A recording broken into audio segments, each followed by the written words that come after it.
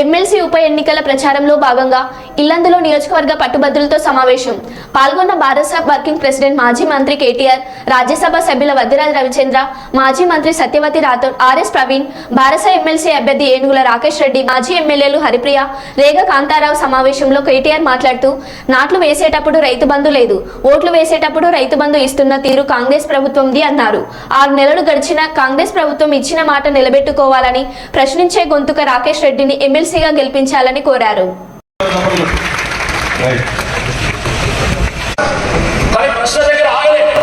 సమస్యకు కొంత పరిష్కారంగా చూపేటువంటి ఒక ప్రయత్నం చేశాను నేను. నిరుద్యోగ సమస్య ఉంది. నిరుద్యోగ సమస్య దేశమంతా ఉన్నది. ఒక తెలంగాణలో ఉంది, ఆంధ్రప్రదేశ్లో ఉంది, తమిళనాడులో ఉంది, కర్ణాటకలో ఉంది, ఉత్తరప్రదేశ్ నుంచి రాజస్థాన్ ఉన్నటువంటి ఒక యాప్ రూపొందించి నిరుద్యోగ యువతకు అందిస్తే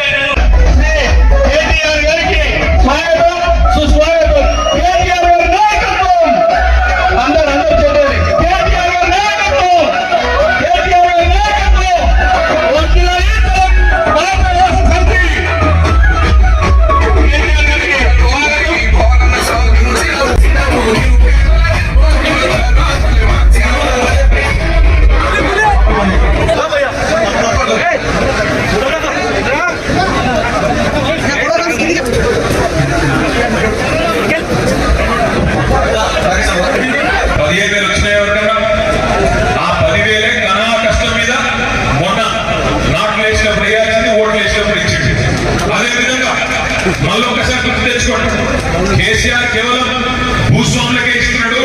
నేను కౌలు రైతులకు కూడా రైతు భరోసా ఇస్తా అన్నాడు. ఒక్క కౌలు రైతు కన్నా వచ్చిందా రైతు భరోసా, రైతు బంధు? లేదు.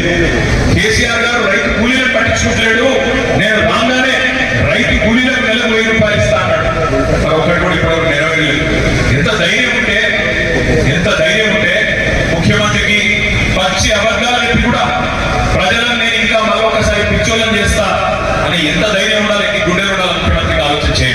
ఒక్కసారి ఒక వ్యక్తి చేతిలో మోసపోతే ఆ వ్యక్తి తప్పవుతుంది, మోసం చేసిన వాడు తప్పవుతుంది. కానీ రెండవసారి కూడా అదే వ్యక్తి చేతిలో మోసపోతే ఈసారి తప్పు మనదైతుంది అనే మాట దయచేసి గుర్తుపెట్టుకోండి. ఇక్కడ వచ్చిన మా విద్యావంతులైన గ్రాడ్యుయేట్ నేను అడుగుతా ఉన్నాను, మీకేం చెప్పిండు రేవంత్ రెడ్డి? మొదటి సంవత్సరం లోపలే 1 ఇయర్ లోపలనే 2 లక్షల ఉద్యోగాలు భర్తీ చేస్తా అని చెప్పిండు ప్రభుత్వంలో. చెప్పిండా చెప్పలేదా? చెప్పిండా? మీరు అసలు వినలేదా? మీరు కూడా ఊరికే ఉద్దేశించారు. 2 లక్షల ఉద్యోగాలు మొదటి సంవత్సరంలోనే భర్తీ చేస్తా అన్నాడు. ఎంత ధైర్యం ఉండాలా ముఖ్యమంత్రి గారికి అబద్ధం చెప్పడానికి? ఆయన ఇచ్చిన 2 లక్షల ఉద్యోగాల హామీని ఇవాళ మళ్ళొకసారి మిమ్మల్ని పిచ్చోళ్ళని చేయడానికి నోటికి వచ్చిన వాగులు వాగుతా ఉన్నాడు. వాస్తవం ఏంటి అంటే ఆ 30,000 ఉద్యోగాల నియామకాలన్నీ జరిగింది కేసీఆర్ గారి ప్రభుత్వంలో.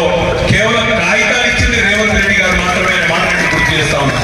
అందుకే నేను చెప్పేది, ఈ ముఖ్యమంత్రి గారికి బుద్ధి చెప్పాలంటే ఆయన ఇచ్చిన మాట 2 లక్షల ఉద్యోగాల హామీ నెరవేరాలి అంటే ఆ 2 లక్షల ఉద్యోగాలు ఈ సంవత్సరం లోపలనే భర్తీ చేయాలనే ఒక ఒత్తిడి ఆయన మీద ఉండాలంటే దమ్మున్న ఏనుగుల రాకేష్ రెడ్డిని గెలిపించండి. గ్రాడ్యుయేట్ ఎమ్మెల్సీగా గెలిపిస్తే శాసన మండలిలో రేపటి రోజున గల్లాబట్టలు అడుగుతాడు, ఏమైంది ఈ 2 లక్షల ఉద్యోగాల హామీ అని చెప్పి ఇల్లెందు గ్రాడ్యుయేట్ల తరఫున మీ తరఫున గొంతు విప్పి అడిగే సత్తా ఉన్నాయి. రేపేమో ఒక గోల్డ్ మెడలిస్ట్ మీకోసం నిలబడ్డాడు. అమెరికాలో ఉద్యోగం వదులుకొని ప్రజా జీవితంలోకి వచ్చిన ఒక విద్యావంతుడు మీ ముందున్నాడు. మరి కాంగ్రెస్ పార్టీ ఎవరు నిలబెట్టింది ఈరోజు? ఒక బ్లాక్ మెయిల్. 56 కేసులు ఇప్పటిదాకా ఆర్ఎస్ ప్రవీణ్ అని చెప్పినట్టు మీరు వింటారు. 56 కేసులు. అవి కూడా ఏం కేసులు? స్వాతంత్ర సమరోద్యమ గ్రాడ్యుయేట్ ఎమ్మెల్సీ అనేది విద్యావంతుల మీ యొక్క గొంతు అక్కడ శాసన మండలిలో వినిపించే ఒక బృహత్తరమైన అవకాశం.